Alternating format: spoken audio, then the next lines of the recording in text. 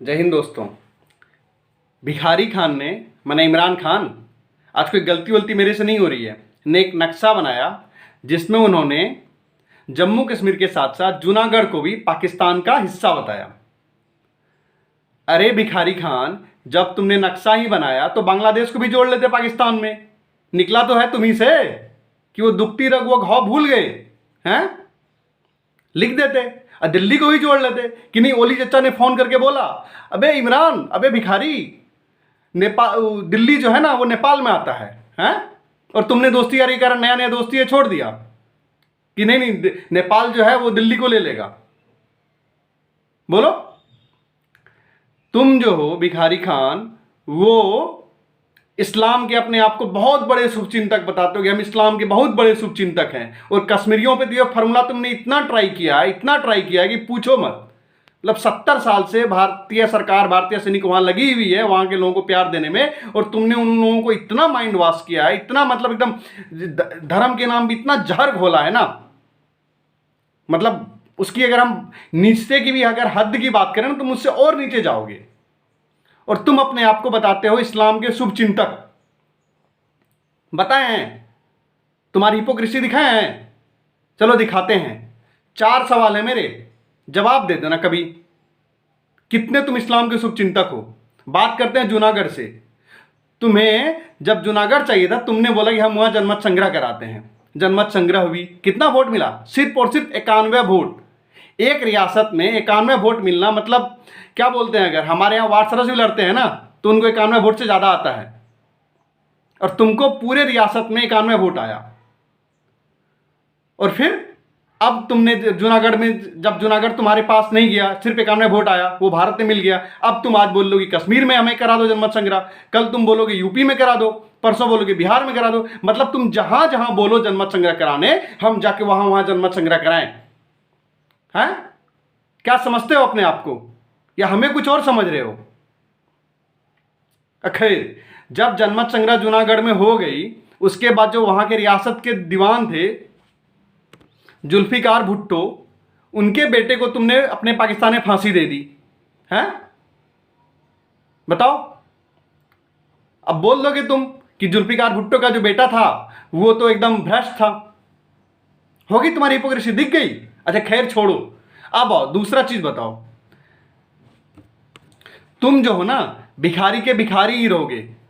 कभी चाइना के सामने हाथ फैलाना, कभी वर्ल्ड बैंक के सामने हाथ फैलाना, कभी सऊदी अरब के सामने हाथ फैलाना। अबे सऊदी अरब से याद है, तुमने उनसे $1 अरब लिया था, और आज का न्यूज देख रहा हूं कि चाइना से तुम $1 अरब लेके सऊदी अरब को सिर्फ इसलिए दे रहे हो क्योंकि सऊदी अरब ने तुम्हारे कश्मीर के मसले पे तुम्हारा साथ नहीं दिया। अबे तुमसे ज्यादा जो है इस्लाम को मानने वाले सऊदी अरब में हैं। मोहम्मद पैगंबर भी वहीं उनकी उत्पत्ति हुई थी, वहीं वो जन्म लिए थे,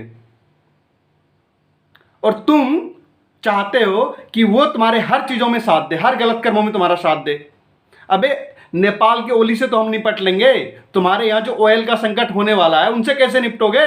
अब तो सऊदी अरब तुम्हें तेल के नाम पे ठेंगा दिखाएगा हैं? और तुम ले रहे हो किससे पैसा? चाइना से हैं? बहुत दोस्ती चल रही है, बहुत याराना है हैं? उसी चाइना से ना जो उड़गर मुसलमानों के साथ कितना बुरा बर्ताव कर रहा है, नजरबंद करके रखा हुआ है, अलग से कुरान लिख रहा है, जिस कुरान का आज तक कोई और वर्जन नहीं हुआ है, कोई किसी और ने नहीं लिखा है, उस कुरान को लिखने की जिहालत, उस कुरान को लिखने की हिम्मत चाइना कर रहा है, और तुम उनके ताली में ताली बजा रहे हो।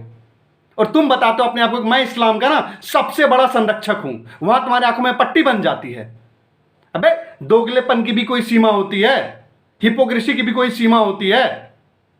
और वही चाइना तुम्हारे यहां बलूचिस्तान में आके काम कर रहा है, डेवलपमेंट कर रहा है। अरे उन बलूचिस्तान से याद आया कि जो तुम्हारे राष्ट्रपिता थे जिन्ना जी, उन्होंने बलूचिस्तान को कैसे मिलाया? वहां के राजाओं के साथ खेल करके उनको अलग सरकार बना के, अलग अंग्रेजों से एक अलग मुल्क बना के, फिर उनको अंग्रेज के जाने के बाद तुम उसमें मिला लिया, जबकि वहां के राजा चाहते नहीं थे, वो चाहते थे हमें अलग मुल्क मिले।